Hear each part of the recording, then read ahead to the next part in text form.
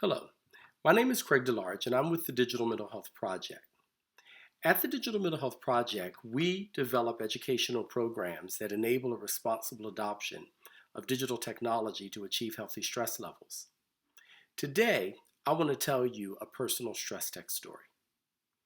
Healthy breathing is an important aspect of my stress coping regimen, and I use waistband breath trackers like the one you see here to help me with this. These trackers work by detecting the number of times per minute that my waistline contracts and expands. It then takes this rate of breathing and translates it into three mental states, either tense, focused, or relaxed. When it finds that I'm being tense for too long a period of time, it then vibrates, which then signals to me that I need to